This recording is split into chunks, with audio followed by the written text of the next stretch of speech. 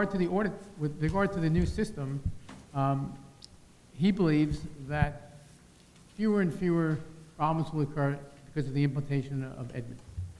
And understand, I'm on the night, we're not allowed to speak, just so you know. We're only You allowed to could- speak in the you- first you few could have minutes of the heard Bob meeting. Morrison. And I don't consider Monday Time. night a resident night. I consider Wednesday night where we can speak. So if Mr. Morrison was here, then I would ask him. So he's speaking to the council at that point. I don't believe residents could speak and ask specific questions of Mr. Morrison. Am I wrong? But Counsel? you could have heard Mr. Morrison speak.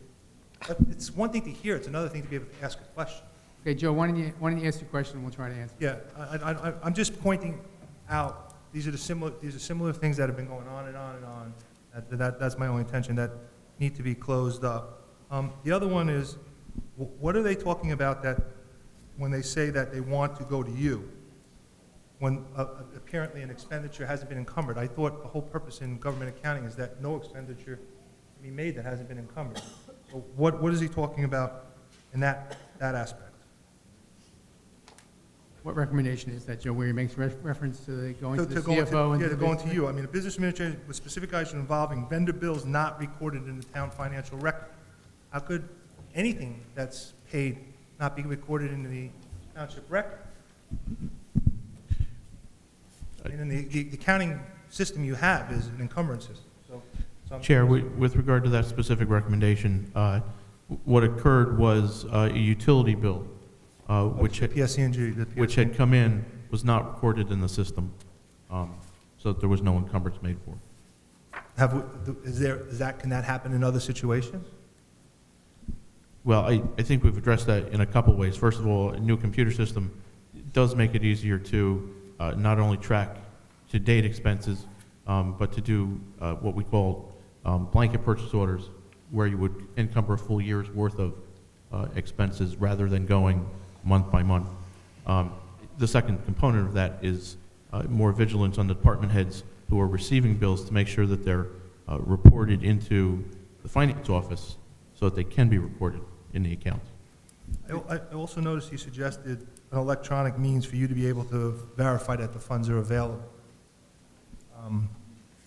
Modification, change in data processing may require a system-based determination of availability of funds or formal electronic approval of same by financial officers for non-budgetary expenditures and disbursements. Right. What that's referring to is the trust funds, items that don't have a specific budget. The Vital system allowed encumbrances against budget line items where there was a budget enacted, but for trust funds, there's no budget. Whatever funding comes in is then available to spend. The new accounting system is able to handle that. Is the new accounting system up and running fully? It's up and running. We don't have a full year with it. That particular situation has been corrected. Okay, thank you. Okay, anyone else on the resolutions? First-time speakers, Mr. Wolke.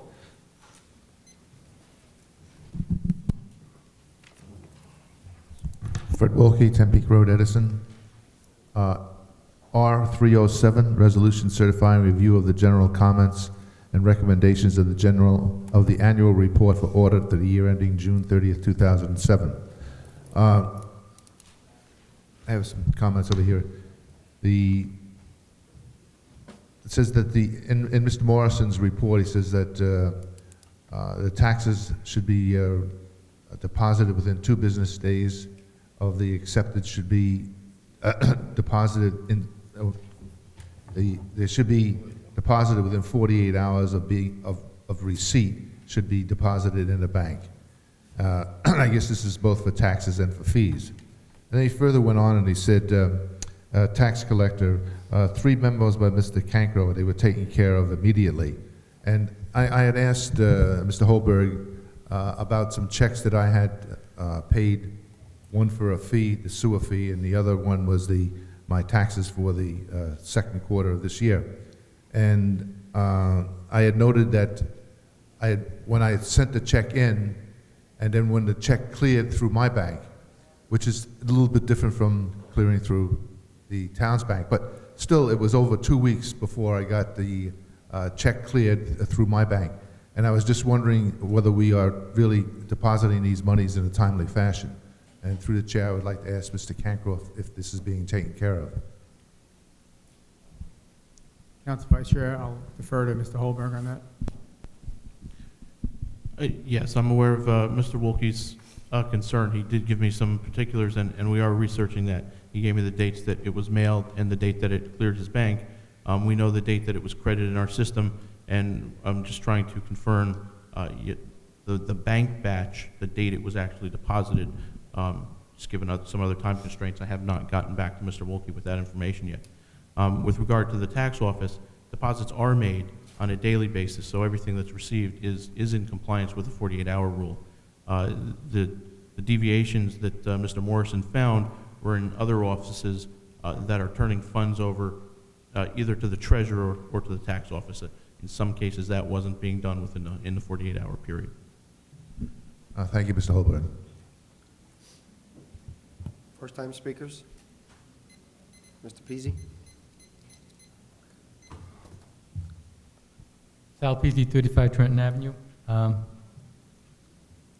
Ordinance 307? Yes. We were cited with the nonconformance based on the for not depositing checks for within 48 hours. However, there are some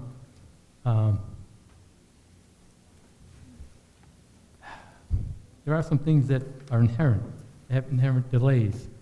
When somebody submits an application with the check, the application has to be reviewed and approved before they're going to deposit that check. So the clock should really start ticking when the permit is approved.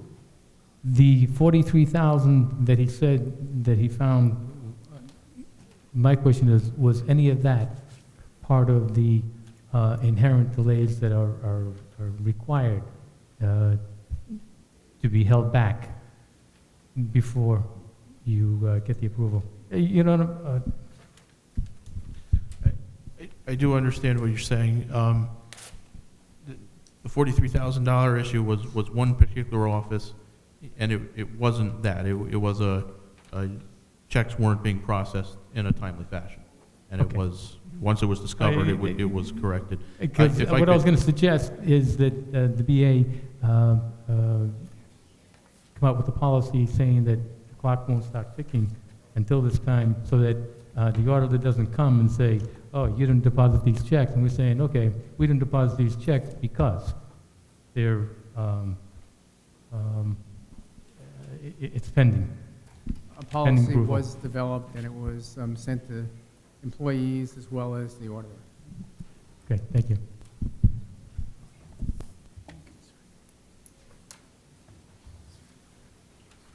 Mrs. Walsh, she hasn't come up yet.